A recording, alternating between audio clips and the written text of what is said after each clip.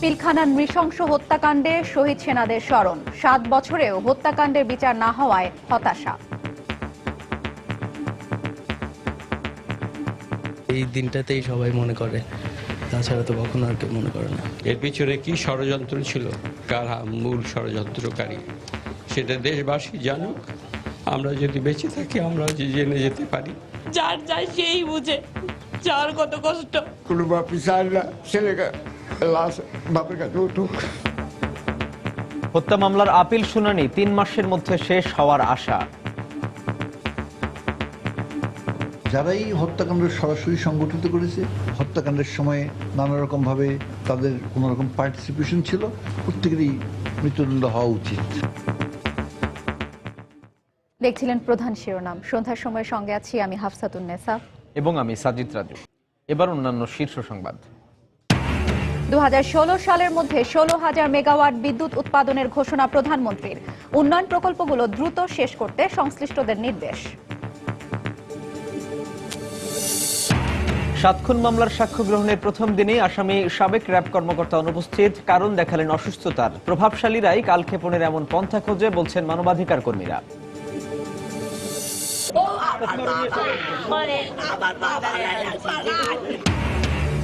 ঢাকার দনিয়ায় ছোট ভাইকে নির্যাতনের প্রতিবাদ করায় প্রাণ দিতে হলো বিশ্ববিদ্যালয় পড়ুয়া বড় ভাইকে। হত্যাকাণ্ড পরিকল্পিত, দাবি স্বজনদের। কেনাকাটা থেকে শুরু করে বিভিন্ন বিল পরিশোধে দিন দিনই বাড়ছে পজ মেশিনের ব্যবহার। জালিয়াতি রোধে গ্রাহকদের সচেতন হওয়ার বিকল্প নেই বলছেন সংশ্লিষ্টরা।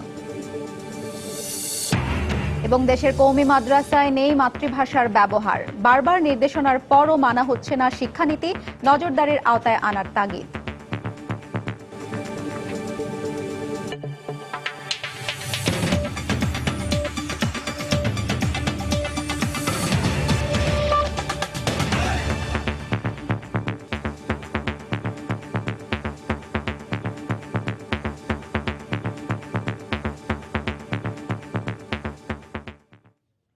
অশ্রু, দোয়া আর ফুল দেওয়ার মাধ্যমে স্মরণ করা হলো বিডিআর হত্যাকাণ্ডে শহীদ সেনা সদস্যদের। সকালে বনানীর সামরিক কবরস্থানে রাষ্ট্রপতি ও প্রধানমন্ত্রীর পক্ষ থেকে প্রতিনিধিরা এবং 3 বাহিনীর প্রধান ও পরিবারের সদস্যরা এতে অংশ নেন। 7 বছরেও হত্যাকাণ্ডের বিচার না হওয়ায় হতাশা প্রকাশ করেন পরিবারের সদস্যরা। যারা স্বজন হারিয়েছেন তারাই বোঝেন শূন্যতার কি কষ্ট। তবে কখনো কখনো শোকাবহ পরিবেশ কিছুটা হলেও টের পাইয়ে দেয়। বৃহস্পতিবার বনানীর সামরিক কবরস্থানে সৃষ্টি হলো তেমনি এক শোকাবহ সকাল। 7 বছর আগে পিলখানায় বিডিআর সদর দপ্তরে নিহত স্বজনদের শ্রদ্ধা জানাতে এসে অনেকেই হলেন স্মৃতিকাতর। না যে আমার চাচা না, সে আছে হয়তো, তাকে গোয়াটার ঘাটে হয়তো আটকায় রাখছে, কিন্তু কি আমরা সেই আশায় ছিলাম। 2 দিন 3 দিন পরে কি পেলাম, তার লাস্ট ডেট পাইছি। প্রতি মুহূর্তে সেটা একেবারে ইউনিভার্সিটির কনভোকেশন হোক আর যেখানে হোক, সবাই সবার বাবাকে নিয়ে যায়। আমি তো নিতে পারিনি। প্রতি মুহূর্তেই মনে পড়ে ভালো আমরা নেই। আবার কোনো কোনো স্বজন এতদিনেও বিচার না হওয়ায় তাদের হতাশার কথা জানালেন। বসে আছি, বাসা বলে না, কোনো বাপি চায় না এটা, মানে ছেলেকে লাশ বাপের কাছে উঠুক। আমার ভাই তোর ফিরে আসবে না কোনোদিন আমাদের কাছে। আমরা তো বিচারটাও পাইনি ভালো করে। বিচারটাও যদি পাইতাম তাও তো আমাদের সবার মনে একটা শান্তি হতো। এর পিছনে কি ষড়যন্ত্র ছিল, কারা মূল ষড়যন্ত্রকারী, সেটা দেশবাসী জানুক। আমরা যদি বেঁচে থাকি আমরা জেনে যেতে পারি। সেনা সদরের উদ্যোগে আয়োজিত শাহাদাত বার্ষিকীর অনুষ্ঠানে রাষ্ট্রপতি ও প্রধানমন্ত্রীর পক্ষে তাদের সামরিক সচিবরা পুষ্পস্তবক অর্পণ করেন। স্বরাষ্ট্রমন্ত্রীর পক্ষ থেকে শ্রদ্ধা জানান মন্ত্রণালয়ের সচিব। শ্রদ্ধা জানান সেনা, বিমান ও নৌবাহিনীর প্রধান এবং বিজিবির মহাপরিচালক। পরে ধর্মীয় নিয়মে শহীদদের জন্য দোয়া করা হয়। তাদের স্মৃতির প্রতি শ্রদ্ধা জানাতে পালন করা হয় 1 মিনিট নীরবতা। ওমর ফারুক, সময় সংবাদ, ঢাকা। বিডিআর বিদ্রোহের বিষয়ে বিচার বিভাগীয় তদন্ত দাবি করেছেন বিএনপি নেতারা। সকালে রাজধানীর বনানী কবরস্থানে পিলখানা হত্যাকাণ্ডে নিহত সেনা সদস্যদের সমাধিতে ফুল দিতে এসে তারা এই দাবি করেন। বিএনপির স্থায়ী কমিটির 2 সদস্য সহ সিনিয়র নেতারা এই সময় উপস্থিত ছিলেন। বনানী কবরস্থানে ফুল দিয়ে শ্রদ্ধা জানানোর পর নিহত সেনা সদস্যদের আত্মার মাগফিরাত কামনা করে দোয়া করেন তারা। তারা বলেন, বিডিআর বিদ্রোহের মাধ্যমে দেশের যে ক্ষতি হয়েছে তা অপূরণীয়। সেনাবাহিনীর তরফ থেকে লেফটেন্যান্ট জেনারেল জাহাঙ্গীরের নেতৃত্বে একটি তদন্ত কাজ পরিচালনা করা হয়েছিল। আমরা দাবি করছি সেই তদন্ত রিপোর্ট পুরোপুরি জাতীয় গণমাধ্যমে প্রকাশ করা হোক। হত্যাকাণ্ডের ব্যাপারে একটি বিচার বিভাগীয় তদন্ত আমরা দাবি করছি। যারা সত্যিকারের ভাবে এটার পিছনে ছিল, সেই ষড়যন্ত্রকারীরা, খলনায়করা, পরিকল্পনাকারীরা, যারা অর্থ যোগান দিয়েছে, তাদেরকে তো আমরা এখনো দৃশ্যমান দেখিনি। সরকার নিশ্চয়ই ভীত, তা না হলে সরকার 12 ঘন্টার মধ্যে বিদ্রোহীদের একজনকে ডাইরেক্টর জেনারেল বানিয়ে দিলেন বিডিআরের, আর এতদিন হয়ে গেল পূর্ণাঙ্গ তদন্ত করতে পারেন না। আমরা বিশ্বাস করি না। শেষ পর্যায়ে রয়েছে বহুল আলোচিত বিডিআর হত্যা মামলার আপিল শুনানি। আগামী 3 মাসের মধ্যে শুনানি শেষ হওয়ার কথা রয়েছে। এর মধ্যে মৃত্যুদণ্ডপ্রাপ্ত 152 আসামির সাজা বহাল রাখার আবেদন জানিয়ে রাষ্ট্রপক্ষের আপিল শুনানি শেষ হয়েছে। অ্যাটর্নি জেনারেল জানান, এ হত্যাকাণ্ডের সঙ্গে জড়িত প্রকৃত অপরাধীর মৃত্যুদণ্ড বহাল রাখতে হাইকোর্টে এ আবেদন জানানো হয়েছে। এদিকে বিস্ফোরক আইনের মামলার কার্যক্রম শেষ না হওয়ায় ক্ষোভ প্রকাশ করেছেন আসামি পক্ষের আইনজীবীরা। আফজাল হোসেনের রিপোর্ট। 2009 সালের 25 ও 26 ফেব্রুয়ারি, 7 বছর আগের এই দিনে তৎকালীন বিডিআর সদর দপ্তর পিলখানায় বিদ্রোহের নামে হত্যা করা হয় 57 সেনা কর্মকর্তা সহ 74 জনকে। বর্বরচিত এই হত্যাকাণ্ডের দায়ে 2013 সালের 5 নভেম্বর 850 আসামির মধ্যে 152 জনকে মৃত্যুদণ্ড, 161 জনকে যাবজ্জীবন কারাদণ্ড এবং 256 জনকে বিভিন্ন মেয়াদে সাজার রায় দেন বিচারিক আদালত। এক মামলায় এত আসামির ফাঁসির দণ্ড ইতিহাসে সবচেয়ে বড় ফৌজদারি মামলা হিসেবে পরিচিতি পায়। এ রায়ের বিরুদ্ধে উচ্চ আদালতে আপিল করেন আসামি ও রাষ্ট্রপক্ষ। 1 বছরেরও বেশি সময়ে মৃত্যুদণ্ডপ্রাপ্ত 152 আসামির সাজা বহাল চেয়ে যুক্তিতর্ক উপস্থাপন শেষ করেছে রাষ্ট্রপক্ষ। প্রতি কর্মদিবসে চলছে আসামি পক্ষের শুনানি। যারাই হত্যাকাণ্ড সরাসরি সংগঠিত করেছে বা যারা অস্ত্র নিয়ে দৌড়াদৌড়ি করেছে বা এই হত্যাকাণ্ডের সময়ে নানা রকমভাবে তাদের কোনো রকম পার্টিসিপেশন ছিল, প্রত্যেকেরই মৃত্যুদণ্ড হওয়া উচিত।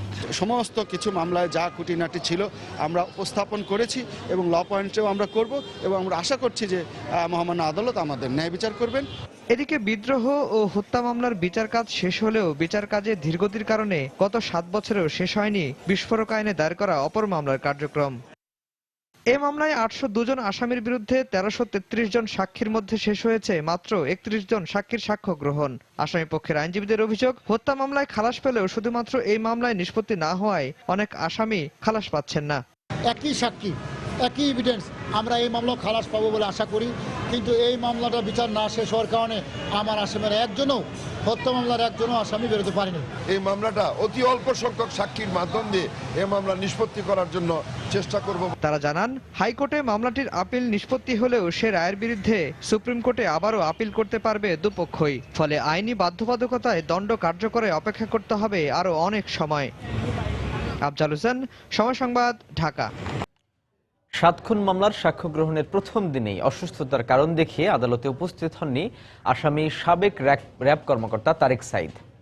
এ কারণে সাক্ষ্য গ্রহণের পরবর্তী তারিখ 29 ফেব্রুয়ারি নির্ধারণ করেছেন আদালত। যদিও কিছুদিন আগে বিভিন্ন সংবাদ মাধ্যমে অসুস্থতার অজুহাতে হাসপাতালে ভর্তি থাকার নানা খবর উঠে আসে তারেক সাইদের বিরুদ্ধে। আইনের ফাঁকফোকর গলে অপরাধীদের পার পাওয়ার প্রবণতা নতুন নয় মন্তব্য করে মানবাধিকার কর্মীরা বলছেন, কালক্ষেপণ করে প্রভাবশালীরা বিচার প্রক্রিয়া থেকে বেরিয়ে আসার পন্থা খোঁজে। নারায়ণগঞ্জ প্রতিনিধির পাঠানো তথ্য ও ছবি নিয়ে ডেস্ক রিপোর্ট। নারায়ণগঞ্জ জেলার পাবলিক প্রসিকিউটর জানান, বৃহস্পতিবার সকালে মূল আসামি নূর হোসেন ও র্যাবের 2 কর্মকর্তা সহ 22 জনকে আদালতে হাজির করা হয়। এ সময় অন্যতম আসামি র্যাবের সাবেক CO lieutenant colonel Tarek Sayeed Mohammad উপস্থিত না থাকায় কারা কর্তৃপক্ষের কাছে ব্যাখ্যা চান আদালত। এ সময় সাইদকে উপস্থিত করার দায়িত্বে নিয়োজিত পরিদর্শক আশরাফকে কোর্ট কাস্টাডিতে রাখার নির্দেশ দেওয়া হয়। জিজ্ঞাসাবাদের জন্য 30 মিনিট মুলতবি ঘোষণা করা হয় আদালত। পরে অসুস্থতার কারণে তারেক উপস্থিত থাকতে পারছেন না বলে জানান পরিদর্শক। কারা কর্তৃপক্ষের ত্রুটি, সেই কারণে কারা কর্তৃপক্ষকে কেন উপস্থাপন করা হলো না, সেই জন্য কারা কর্তৃপক্ষকে কারণ দর্শানোর জন্য নির্দেশ দিচ্ছেন বিজ্ঞ আদালত। এদিকে কিছুদিন আগে বিভিন্ন সংবাদ মাধ্যমে বারবারই উঠে আসে তারেক সাঈদের অসুস্থতার খবর। সেই সাথে প্রকাশিত হয় তারেক সাঈদকে শীতাতপ নিয়ন্ত্রিত কক্ষে রাখা সহ তাকে দেয়া নানা ভিআইপি সুযোগ সুবিধার খবরও। সেখানে এমনটাও জানানো হয় হাসপাতালে চিকিৎসাধীন থাকার মতো অসুস্থ নন তারেক সাঈদ। প্রভাবশালীরা হয় অর্থ দিয়ে, নয়তো তাদের অবস্থানের প্রভাব খাটিয়ে, নয়তো এই ধরনের কোনো কৈফিয়ত কিংবা অজুহাত তৈরি করে তারা বিচার প্রক্রিয়াটাকে প্রলম্বিত করতে থাকেন, এই আশায় যে আস্তে আস্তে মানুষেরা ভুলে যাবে, সরকার বদল হবে কিংবা কোনো একটা কিছু ঘটবে যেটার মধ্যে দিয়ে তারা বিচারের ফাঁকফোকরের মধ্যে থেকে বেরিয়ে চলে আসবেন। গত 8 ফেব্রুয়ারি 7 খুনের দুটি মামলায় নূর হোসেন ও র্যাবের সাবেক 3 কর্মকর্তা সহ 23 আসামির উপস্থিতিতে আদালত অভিযোগ গঠন করে সাক্ষ্য গ্রহণের দিন নির্ধারণ করেন, যেখানে র্যাবের 8 সদস্য সহ পলাতক 12 আসামির অনুপস্থিতিতেই বিচার কাজ শুরু হচ্ছে, যা তারেক সাঈদ উপস্থিত না থাকায় তারিখ পরিবর্তন করে 29 ফেব্রুয়ারি ধার্য করা হলো। সাবিহা নিপা, সময় সংবাদ। হবিগঞ্জের বাহুবলে 4 শিশু হত্যা মামলার অন্যতম আসামি বাচ্চু মিয়া গুলিতে নিহত হয়েছে। র্যাবের দাবি বন্দুকযুদ্ধে সে মারা গেছে। এ ঘটনায় শাহেদ নামে একজনকে আটক করেছে র্যাব। ভোরে চুনারুঘাট উপজেলার দেওয়ারগাছ এলাকায় এ ঘটনা ঘটে। র্যাব জানায় ভোর 4:30টার দিকে হবিগঞ্জের চুনারুঘাট এলাকায় বাচ্চু মিয়া অবস্থান করছে এমন সংবাদের ভিত্তিতে অভিযান চালায় তারা। র্যাবকে দেখে পালাতে চেষ্টা করে বাচ্চু ও তার সহযোগী শাহেদ। এক পর্যায়ে র্যাব গুলি চালালে গুলিবিদ্ধ হয় বাচ্চু মিয়া। পরে ঘটনাস্থল থেকে শাহেদকে আটক করে র্যাব এবং বাচ্চুকে হাসপাতালে নিয়ে এলে কর্তব্যরত চিকিৎসক তাকে মৃত ঘোষণা করেন। এ ঘটনায় র্যাবের 2 সদস্য আহত হন। বাচ্চু মিয়া 4 শিশু হত্যা মামলার মূল অভিযুক্ত আসামিদের একজন ছিলেন। এদিকে দুপুরে আটক শাহেদের 5 দিনের রিমান্ড মঞ্জুর করেছেন আদালত।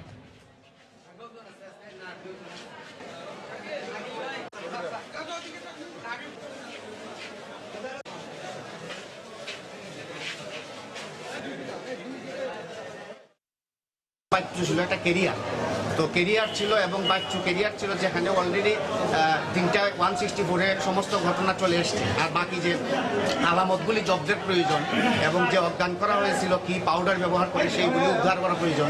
তো সেই ক্ষেত্রে বাচ্চু থাকা না থাকাতে আমাদের মামলার কোনো ক্ষতি হবে এরকম আমরা ধারণা করি না। বাচ্চু মারা যাওয়াতে আমাদের মামলায় কোনো ইফেক্ট হবে না, এই কারণে অলরেডি তার দোষের স্বীকারোক্তি তার সহযোগীরা কিন্তু তার নামে করে গিয়েছে। সুতরাং সে মারা যাওয়াতে আমাদের মামলার কোনো ব্যাঘাত, তদন্তে কোনো ব্যাঘাত করবে না, কারণ তার যারা সহযোগী রয়েছেন 3 জন ইতিমধ্যে ম্যাজিস্ট্রেট আদালতে 164-এ জবানবন্দি দিয়েছেন তাকে জড়িয়েছে, তার কি কি পার্ট ছিল। ছোট ভাইকে নির্যাতনের প্রতিবাদ করায় ঢাকার দনিয়ায় বিশ্ববিদ্যালয় পড়ুয়া বড় ভাইকে হত্যার অভিযোগ পাওয়া গেছে। গতকাল সন্ধ্যায় এ ঘটনা ঘটে। নিহত মাসুদ রানা মালয়েশিয়ায় পড়াশোনা করতেন জানিয়ে তার স্বজনরা অভিযোগ করেন পারিবারিক শত্রুতার জের ধরে পরিকল্পিতভাবে তাকে হত্যা করা হয়েছে। পুলিশও মনে করছে ঘটনাটি পূর্ব পরিকল্পিত। এদিকে হত্যায় জড়িত সন্দেহে 4 জনকে আটক করে জিজ্ঞাসাবাদ করা হচ্ছে বলে জানিয়েছে পুলিশ। তারিকুজ্জামান শিমুলের রিপোর্ট।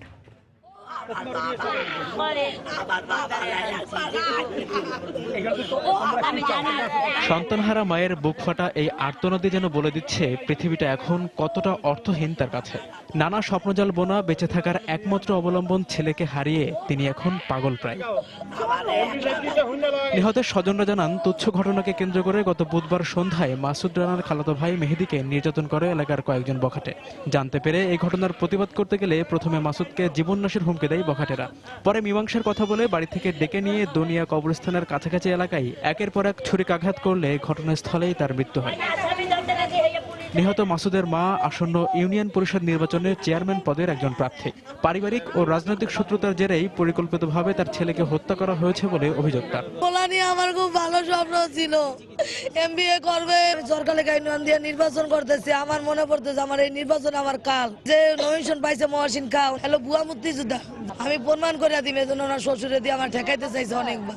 আমার মনে সন্দেহ হয় যে এই জায়গা থেকে কোনো একটা গিরিঙ্গি করে এই পোলাপান দিয়ে কাজ করাইছে। এদিকে ঘটনা তদন্তে বৃহস্পতিবার সকালে ঢাকা মেডিকেল মর্গে আসেন ওয়ারী বিভাগের উপ পুলিশ কমিশনার। তার বডিতে একই প্লেসে 6টা স্ট্যাবের দাগ দেখলাম। একজন নিরীহ একটা ছাত্রকে যে এইভাবে হত্যা করবে এটা আসলে পরিকল্পিত হত্যাকাণ্ড ছাড়া তাৎক্ষণিকভাবে 8-10টা স্ট্যাব করার মতো কারণ আসলে ঘটে না এবং একটা বাড়ির ভিতরে নিয়ে তারপর এই ঘটনায় জড়িত সবাইকে দ্রুত গ্রেপ্তার করে উপযুক্ত শাস্তির দাবি জানিয়েছেন নিহতের স্বজন ও বন্ধুরা। আমাদের ঘরের প্রথম ভাগনা কোলাপিঠা করে মানুষ করছে, আমার বোনের ছেলেরা যে মারছে এর হত্যার বিচার চাই। ও সব সময় সবাইকে হেল্প করতে, এটাই কি ছিল ওর অপরাধ? যারা ভালো একটা বন্ধুকে নিয়ে গেছে আমরা তাদের সর্বোচ্চ সাজা ফাঁসি চাই। মালয়েশিয়ার একটি বেসরকারি বিশ্ববিদ্যালয়ের বিবিএর ছাত্র মাসুদ গত 2 মাস আগে দেশে ফেরে বলে জানিয়েছে তার স্বজনরা। তারেকুজ্জামান শিমুল, সময় সংবাদ, ঢাকা। সন্ধ্যার সময় আরো থাকছে। 1/11 বহু অপকর্মের সময় নীরব দর্শকের ভূমিকা ছিল অ্যামনেস্টি ইন্টারন্যাশনালের। মন্তব্য তথ্যমন্ত্রীর, বললেন বিচার হবে অবৈধ ক্ষমতা দখলকারীদের।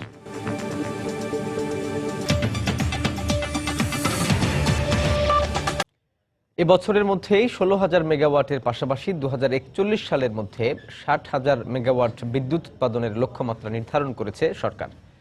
সকালে গণভবন থেকে বিভিন্ন জেলায় ভিডিও কনফারেন্সের মাধ্যমে অর্ধ শতাধিক প্রকল্প উদ্বোধন এবং ভিত্তিপ্রস্তর স্থাপন অনুষ্ঠানে একথা বলেন প্রধানমন্ত্রী। অনুষ্ঠানে দেশের বিভিন্ন অঞ্চলে সরকারের উন্নয়ন প্রকল্পগুলো দ্রুত শেষ করতে সংশ্লিষ্ট এলাকার জনগণের সহযোগিতা চান শেখ হাসিনা।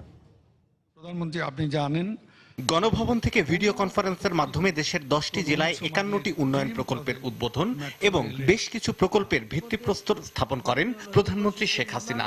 বলেন, ডিজিটাল বাংলাদেশ এখন আর স্বপ্ন নয়, বাস্তবতা। জনগণের এই মৌলিক চাহিদার কথা বলেন। গোপালগঞ্জের 6,000 পরিবারকে আনুষ্ঠানিকভাবে বিদ্যুৎ সুবিধার আওতায় আনার ঘোষণা হয় ভিডিও কনফারেন্সে। উদ্বোধন করা হয় 4টি নতুন বিদ্যুৎ কেন্দ্র, যা থেকে জাতীয় গ্রিডে যোগ হবে আরো 535 মেগাওয়াট বিদ্যুৎ। আমরা 100টার উপর বিদ্যুৎ কেন্দ্র করেছি এবং 76% মানুষ আজ বিদ্যুৎ পাচ্ছে। ইতিমধ্যে 14,500 মেগাওয়াট আমরা উৎপাদন করেছি। 2016 সালের মধ্যে 16,000 মেগাওয়াট বিদ্যুৎ উৎপাদিত হবে, আর 2021 সালের মধ্যে 24,000 মেগাওয়াট হবে। 2031 সালের মধ্যে 40,000 মেগাওয়াট আমরা উৎপাদন করব। 2041 সালের মধ্যে আমাদের লক্ষ্য হচ্ছে 60,000 বিদ্যুৎ উৎপাদন হবে। এছাড়া সিলেট সুনামগঞ্জ জকিগঞ্জ মহাসড়কে 16টি সেতুর উদ্বোধন করেন প্রধানমন্ত্রী। আরও উদ্বোধন করেন পটুয়াখালী কুয়াকাটা মহাসড়কে শেখ কামাল ও শেখ জামাল সেতু। প্রধানমন্ত্রী জানান, তার সরকারের সময়ে সারা দেশে সড়ক সেতু নির্মাণ করা হয়েছে 537টি। যেহেতু জনসংখ্যা বৃদ্ধি পাচ্ছে, সেই সাথে সাথে জনসেবাও আমাদের বাড়াতে হবে। আমি দেশবাসীর দোয়া চাই এবং সকলের সহযোগিতা চাই যে কাজগুলি আমরা করছি এবং যেগুলি আমরা এগিয়ে নিয়ে যাচ্ছি, এগুলি যেন দ্রুত আমরা করতে পারি। তার জন্য যে এলাকায় কাজ হবে সেই এলাকাবাসীর কাছ থেকে আমরা সহযোগিতা চাই, যে যত দ্রুত আমাদের এই মাতৃভূমিকে আমরা উন্নত করতে পারবো, ততই আমরা বিশ্ব দরবারে মাথা উঁচু করে চলতে পারবো। অনুষ্ঠানে প্রধানমন্ত্রী ঘোষণা করেন, দক্ষিণাঞ্চলবাসীর দীর্ঘদিনের দাবি পূরণে উদ্যোগ নেওয়া হয়েছে বরিশাল হয়ে কুয়াকাটা পর্যন্ত রেলপথ নির্মাণের। ইনশাআল্লাহ আমরা বরিশালেও রেল লাইন নিয়ে যাব। শাহ আলী জয়, সময় সংবাদ, ঢাকা। বিচার বিভাগ নিয়ে বিরূপ মন্তব্যের বিষয়ে বিএনপির ভারপ্রাপ্ত মহাসচিব মির্জা ফখরুল ইসলাম আলমগীরের দেয়া হলফনামায় সন্তুষ্ট হননি আদালত। সোমবারের মধ্যে পুনরায় ব্যাখ্যা দেওয়ার নির্দেশ দিয়েছেন আদালত। সকালে প্রধান বিচারপতি এস.কে. সিনহার নেতৃত্বে 5 সদস্যের বেঞ্চ এই নির্দেশ দেন। একই সঙ্গে বিচার বিভাগ নিয়ে সিলেটে দেয়া গণমাধ্যমে প্রকাশিত বক্তব্য হলফনামা আকারে দাখিল করতে বলেছেন। প্রধান বিচারপতি রাজনীতির মধ্যে বিচার বিভাগকে না জড়ানোর পরামর্শ দেন। মির্জা ফখরুলের আইনজীবী জানিয়েছেন, আদালতের নির্দেশ অনুযায়ী সোমবারের মধ্যে হলফনামা দাখিল করা হবে। ওই দিনই পল্টন থানা নাশকতার 3 মামলায় জামিনের মেয়াদ বাড়ানোর বিষয়ে শুনানি হবে। আন্তর্জাতিক মানবাধিকার সংস্থা অ্যামনেস্টি ইন্টারন্যাশনালকে একচোখা প্রতিষ্ঠান মন্তব্য করে তথ্যমন্ত্রী হাসানুল হক অভিযোগ করেছেন, প্রতিষ্ঠানটি অপরাধীদের পক্ষে আর গণতন্ত্রের বিরুদ্ধে অবস্থান নিয়েছে। দুপুরে সচিবালয়ে সংবাদ সম্মেলনে কথা বলেন তিনি। ডেইলি স্টার সম্পাদক মাহফুজ আনামকে নিয়ে প্রধানমন্ত্রীর বক্তব্য প্রসঙ্গে তিনি বলেন, প্রধানমন্ত্রী যা বলেছেন তা প্রতিহিংসামূলক নয়, বরং 1/11 বাস্তব চিত্রের প্রতিফলন। 1971 সালের 25শে মার্চের রাত থেকে যে হত্যাযজ্ঞ চলেছিল, এই ব্যাপারে অ্যামনেস্টি ইন্টারন্যাশনালের কোনো বক্তব্য বিবৃতি নেই। বেগম খালেদা জিয়ার নেতৃত্বে 93 দিনের যে আগুন যুদ্ধ, এই ব্যাপারেও কিন্তু অ্যামনেস্টি ইন্টারন্যাশনাল নীরবতা পালন করলেন। তারা আসলে একচোখা সংস্থা, ভিন্ন কোনো পক্ষ হয়ে একচোখা প্রতিবেদন তৈরি করছেন, যা আমরা গ্রহণ করতে রাজি নই। 15তম সংশোধনী পাশ হওয়ার পরে সামরিক শাসন এবং অবৈধ ক্ষমতা দখলকে এটা শাস্তিযোগ্য অপরাধ করা হয়েছে।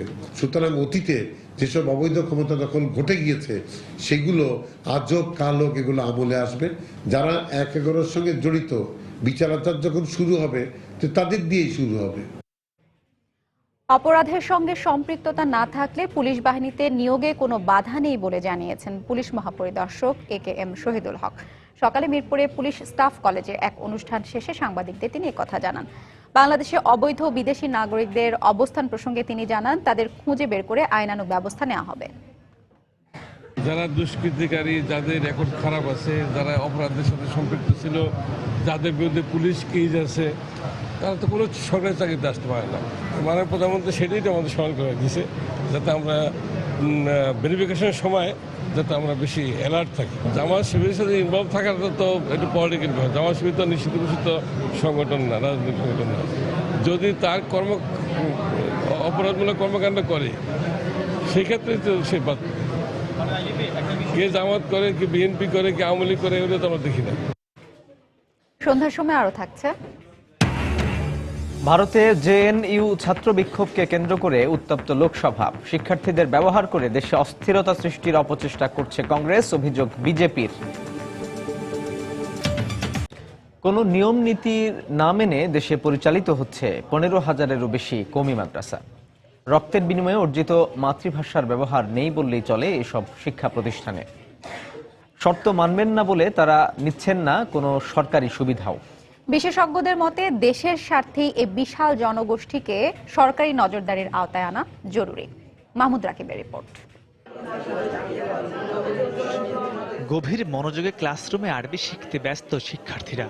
একবিংশ শতাব্দীতে এসেও দেশে প্রায় 40 লাখ শিক্ষার্থীকে বাংলা উপেক্ষা করে কওমি মাদ্রাসাগুলোতে পড়ানো হচ্ছে শুধু আরবি, ফার্সি কিংবা উর্দু ভাষাতেই। জাতীয় শিক্ষানীতিকে বৃদ্ধাঙ্গুলি দেখিয়ে এসব প্রতিষ্ঠানে কখনোই গাওয়া হয় না জাতীয় সঙ্গীত, ওড়ানো হয় না জাতীয় পতাকাও। সপ্তম শ্রেণী পর্যন্ত পাঠ্যসূচিতে নামমাত্র বাংলা সহ কিছু সাধারণ বিষয় থাকলেও উপরের ক্লাসগুলোতে তার খুঁজে পাওয়া যায় না। আমাদের এখানে মূল উদ্দেশ্য হলো আলেম তৈরি, আর অন্যান্য সাবজেক্টগুলো তার সমাজে চলার জন্য যতটুকু দরকার ততটুকু থাকতে হবে, ততটুকু আছে। জাতীয় সঙ্গীত বাধ্যতামূলক স্কুলে প্রতিদিন করে, সেইভাবে আমাকে করতে হবে, হ্যাঁ, এই রকমের বিষয়টা আমাদের এখনো সেটেল হয়নি। যখনই সরকারি সাহায্য আসবে তখনই সরকারি তদারকি আসবে। আমাদের শিক্ষার ধারা আর সরকার চিন্তাধারা এটার মধ্যে মিল নাই। এই জেনারেল শিক্ষার সাথে যেটুকু তাল মিলেন যায় এটুকু আমাদের ইচ্ছা আছে। যেমন আমরা চাচ্ছি বিএ পর্যন্ত তো এখন আমাদের আছে, মাস্টার ডিগ্রি পুরা নাই। বিশেষজ্ঞদের মতে সৃষ্টিকর্তা মহাগ্রন্থ আল কোরআনে মানুষকে দ্বীনি শিক্ষার পাশাপাশি তার বিশাল সৃষ্টিকর্ম নিয়েও গবেষণা করার তাগিদ দিয়েছেন। কিন্তু দেশের কওমি মাদ্রাসাগুলোর পাঠ্যসূচিতে তথ্য প্রযুক্তিগত, বিজ্ঞান ভিত্তিক ও দেশপ্রেমের ইতিহাস সহ নানা গুরুত্বপূর্ণ বিষয় না থাকার কারণে এসব শিক্ষার্থীরা আধুনিক ও দেশপ্রেমের শিক্ষা থেকে বঞ্চিত হচ্ছেন বলে মনে করেন তারা। আমার সংবিধান, আমার জাতীয় সঙ্গীত এর প্রতি যদি আমি শ্রদ্ধাবোধ না রাখি, তাহলে মনে করতে হবে যে আমার মধ্যে ভালো মানুষের যে গুণাবলী সেইগুলো কোনোভাবেই আমার মধ্যে গ্রহীত হবে না। এরা আমাদের কোনো রকমের আওতার মধ্যে নেই, তারা স্বাধীনভাবে চলে। যদি কোনো গোষ্ঠী, কোনো সম্প্রদায় মনে করে যে আমি অনিয়ন্ত্রিত থাকবো, এটি কোনো দৃষ্টিভঙ্গি হতে পারে না। আমাদের দরজা খোলা, তারা যেভাবে পড়তে চান ধর্মীয় শিক্ষা, সেটার জন্য আমরা সমর্থন সহযোগিতা দিতে প্রস্তুত আছি, কিন্তু এটা সিস্টেমের মধ্যে আসতে হবে। দেশ যখন তথ্য প্রযুক্তিতে সফলতা লাভ করে শতভাগ ডিজিটালের দিকে এগিয়ে যাচ্ছে, তখনও দেশের একটি বড় অংশ যদি দ্বীনি শিক্ষার কথা বলে আধুনিক শিক্ষাকে দূরে সরিয়ে রাখে, তাহলে তা দেশের জন্য মঙ্গল বয়ে আনবে না বলে মনে করেন বিশেষজ্ঞরা। মাহমুদ রাকিব, সময় সংবাদ, ঢাকা। সুনামগঞ্জে জেলা আওয়ামী লীগের ত্রিবার্ষিক সম্মেলনে দুপক্ষের সংঘর্ষে অন্তত 5 জন আহত হয়েছেন। এ সময় ব্যাপক ভাঙচুরের ঘটনা ঘটে। বিকেল 3টার দিকে জুবিলি উচ্চ বিদ্যালয় মাঠে সম্মেলন চলাকালে আওয়ামী লীগের সাধারণ সম্পাদক সৈয়দ আশরাফুল ইসলাম, যুগ্ম সাধারণ সম্পাদক মাহবুবুল আলম হানিফ এবং প্রচার ও প্রকাশনা সম্পাদক হাসান মাহমুদ সহ কেন্দ্রীয় নেতাদের উপস্থিতিতে এই সংঘর্ষের ঘটনা ঘটে। এ সময় পদ বঞ্চিত ও পদপ্রাপ্ত নেতাদের সমর্থকরা পাল্টাপাল্টি চেয়ার ভাঙচুর চালায়। এতে উভয় পক্ষের অন্তত 5 কর্মী আহত হন। পরে কেন্দ্রীয় নেতাদের হস্তক্ষেপে পরিস্থিতি স্বাভাবিক হয়।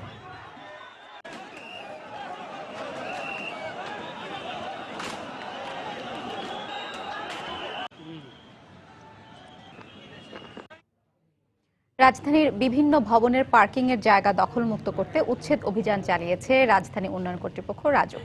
সকালে পান্থপথ এলাকায় এই অভিযান চালানো হয়। গুড়িয়ে দেওয়া হয় কয়েকটি ভবনের পার্কিং এর জায়গা, করা হয় আর্থিক জরিমানাও।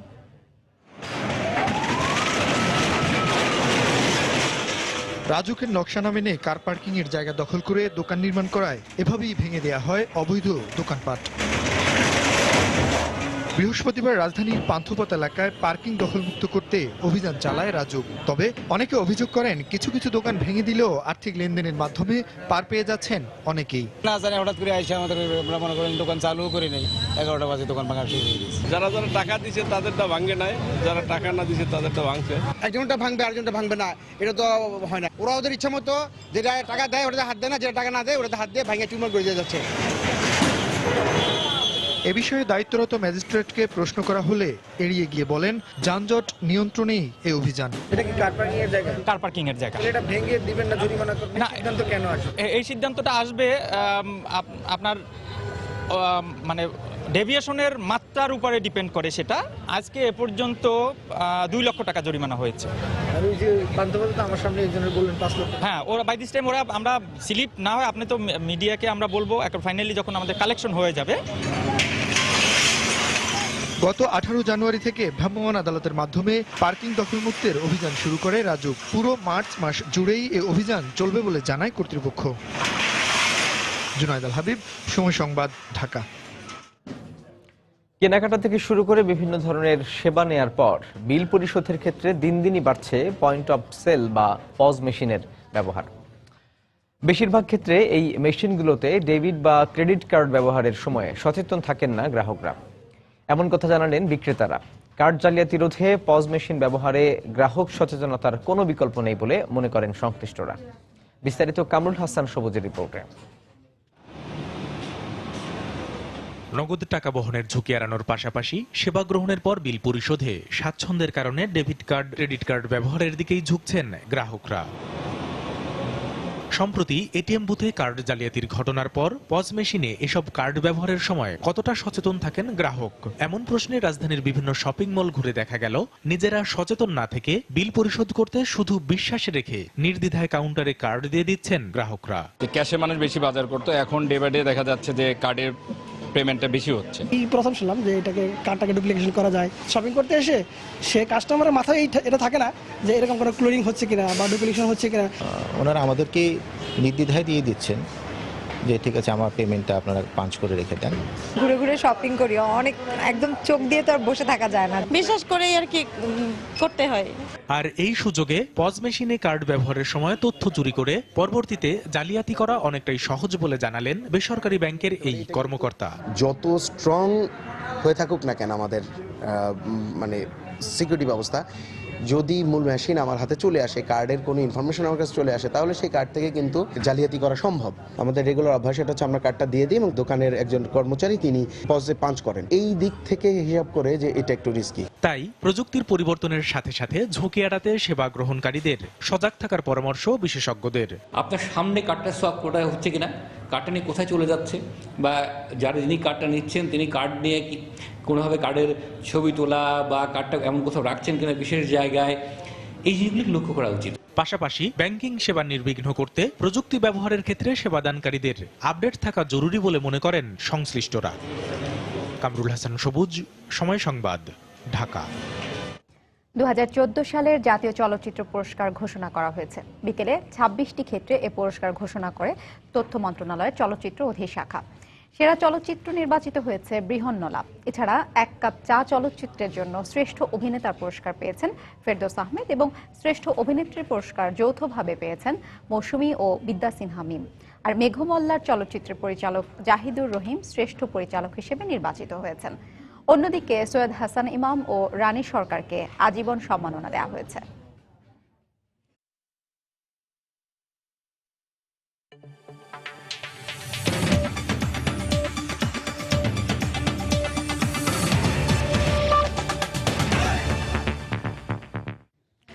ভারতের জওহরলাল নেহেরু বিশ্ববিদ্যালয়ের শিক্ষার্থীদের সাম্প্রতিক আন্দোলনকে অবৈধ মন্তব্য করে তাতে সমর্থন দেয় কংগ্রেসের কঠোর সমালোচনা করেছে বিজেপি। কয়েকজন ছাত্র নেতার ভারত বিরোধী স্লোগানের বিষয়ে বিরোধী দল কংগ্রেসের কাছে জবাব চেয়েছেন বিজেপি সভাপতি অমিত শাহ। তবে বিরোধী দলের অভিযোগ, শিক্ষার্থীদের কণ্ঠরোধ করার চেষ্টা করছে ক্ষমতাসীন বিজেপি। এদিকে ভারতের রেলের বাজেট অধিবেশনের দ্বিতীয় দিনে বুধবার লোকসভায় জেএনইউ ও সাম্প্রতিক এক ছাত্র আত্মহত্যা ইস্যুতে বিজেপি ও বিরোধী প্রতিনিধিদের মধ্যে উত্তপ্ত বাক্য বিনিময় হয়। বুধবার বিজেপি নেতৃত্বাধীন সরকারের দ্বিতীয় রেল বাজেটের অধিবেশনের দ্বিতীয় দিনে বিজেপি ও কংগ্রেসের প্রতিনিধিদের পাল্টাপাল্টি বক্তব্যে উত্তপ্ত হয়ে ওঠে লোকসভা। সম্প্রতি দলিত সম্প্রদায়ের শিক্ষার্থী রোহিত ভেমুলার আত্মহত্যার ঘটনায় শিক্ষামন্ত্রী স্মৃতি ইরানিকে দায়ী করেন বিরোধী নেতা সিন্ধিয়া। রোহিতের অপমৃত্যুর পর ক্ষমতাসীন সরকারের পক্ষ থেকে কোনো ব্যবস্থা নেওয়া হয়নি। তারা জেএনইউ বিশ্ববিদ্যালয়ের শিক্ষার্থীদের কণ্ঠরোধেরও চেষ্টা চালাচ্ছে।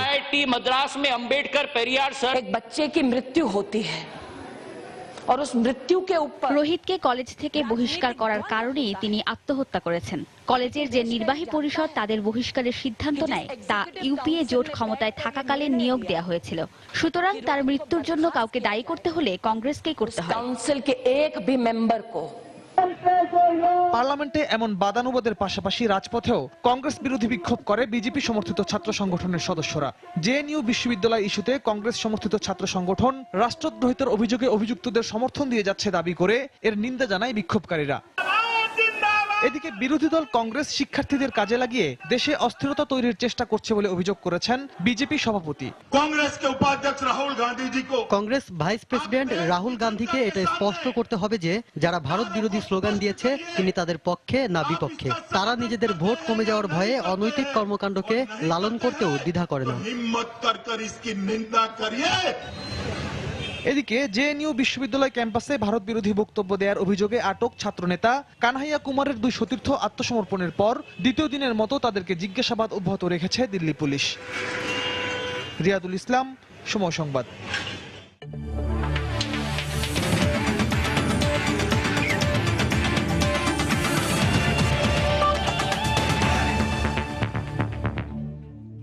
আনুষ্ঠানিকভাবে টাইগার অধিনায়ক মাশরাফি বিন মুর্তজার হাতে ইউএনডিপির শুভেচ্ছা দূতের স্মারক তুলে দেওয়া হলো।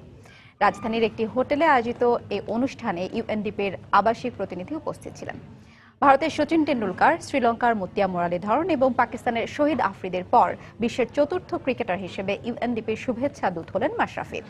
ক্রিকেটের পাশাপাশি দেশের তরুণদের উন্নয়নে কাজ করতে হবে বলে বেশ রোমাঞ্চিত Narail express. Information and communication টেকনোলজিতে বাংলাদেশের তরুণদের দক্ষতার পাশাপাশি কর্মক্ষেত্র তৈরির জন্যই এমন কর্মসূচি ইউএনডিপির। মাশরাফির মন্তব্য, এর মাধ্যমে এগিয়ে যাবে দেশের তরুণরা, আর ধীরে ধীরে উন্নয়নশীল দেশ থেকে উন্নত দেশে পরিণত হবে বাংলাদেশ।